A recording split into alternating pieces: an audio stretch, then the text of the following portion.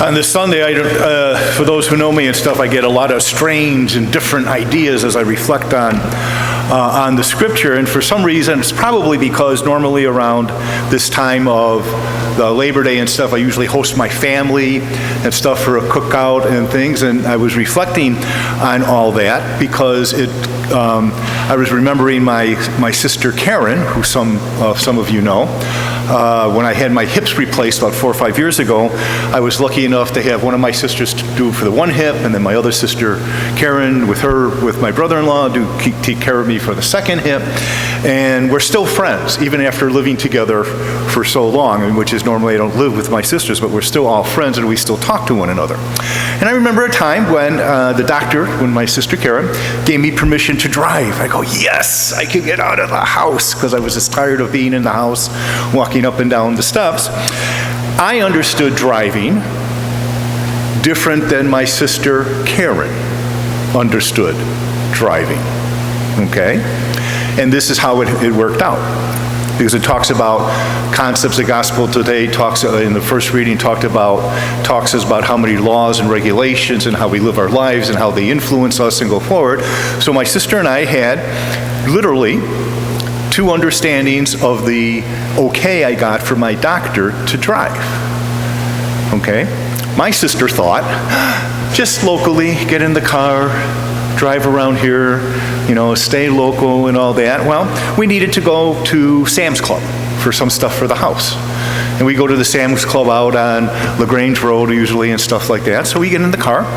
And the first thing I did when I was driving that upset my sister was, with all the stop signs around in the neighborhood, how many of us just kind of like look each way and kind of maybe slow down and we don't really do a full stop and go through? And I'll confess to that, going through that I did that, I kind of like right through them a little bit, going forward. And I could see the angst on my sister's face because she's from the suburbs and they're, stop, make sure 1, 2, 3, stop.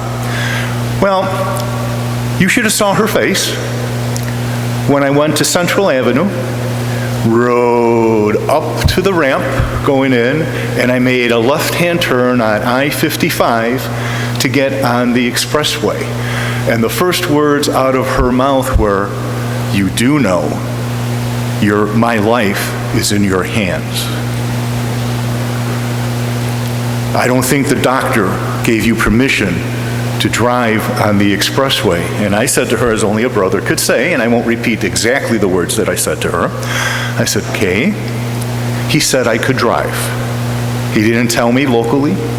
No. So we had this thing, and it turned out all right, and I was reflecting on that because as we reflect today on the 2 scriptures, the first reading for when Moses said, I will give you all these precepts and stuff, and then the Pharisees coming to challenge the Lord today on his disciples on washing hands. And let's face it, we're all going to wash our hands. We're very conscious about germs and all this stuff, especially after the pandemic. But as the Lord normally does, he saw into the hearts of those that were confronting him. And it wasn't so much they were concerned maybe about the ritual. They were concerned about the rituals, but they weren't concerned about the rituals because the disciples, by not doing the rituals, were not getting closer to God. They wanted to show to the people that the Lord was saying no to the rituals, so that he was not the prophet, that he shouldn't be followed, that his disciples weren't getting it. On how and what the importance of our traditions are. And I'd like us to maybe sometimes, reflect on that. As I mentioned at the first part of this, in my family, I have 3 sisters and myself. My parents have gone to heaven. So we kind of get together throughout the year in order to make it wholesome, for lack of a better term, in order to be with one another. We've taken up different holidays. Like normally I get the cookouts.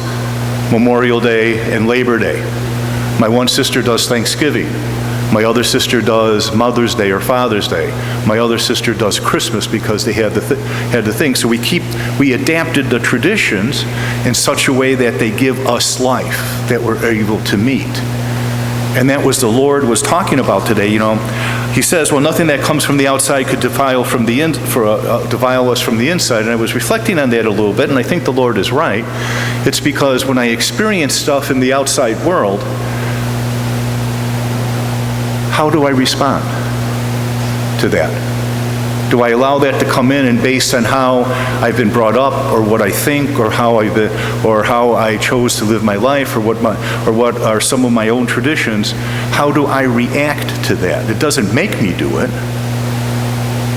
If we think about it, it's not a zap that we're controlled like robots going through, but with our faith and with what the Lord was saying is that with these interior things that come out, it's a response to how do I relate to my God? Because that's what Jesus was trying to get, at least in this part of the gospel, to get the Pharisees and the disciples to understand. We're in an intimate relationship with the Lord in our lives. We're in an intimate relationship with the Lord in how we live and how we acknowledge one another. And sometimes for us who come to Mass weekly or pray every day or do whatever our holy traditions are, one of the comments I read about the scripture today is, do we get bored with our faith? Do we just do it because we just do it? As opposed to coming in and allowing it to affect us, to change us, to help us, to see different angles and going forwards. And like I said, my driving experience with my sister was, I wish I had a camera for her face. But the discussion that came afterwards was, she said, next time I'm going to ask more questions of your doctors going forward. Next time I'm going to be a little bit more. And I said, well, that's good because you're taking care of me, and that's great. What the Lord did with the Pharisees today, he went right away saying, yeah, those external things are really good, but they should move us into a relationship with a God who cares for us, the God from that Old Testament that as Moses gave the law, and we have to remember the covenant, if you believe in me and follow my rule, I will give you the land of milk and honey. I will make sure that you're not going to be conquered. I will make sure that your offspring are like the stars of the sea. There's a whole promise there that there is a covenantal relationship with us when we are in touch with the God in our lives. So today, as we continue on trying to make sense of our faith day in and day out, how is it that we follow those precepts in a way that we just don't do them because we feel guilty about them, that we just do them because they've just been custom, but rather we enter them in order to gain a deeper relationship with the God who is part of our lives.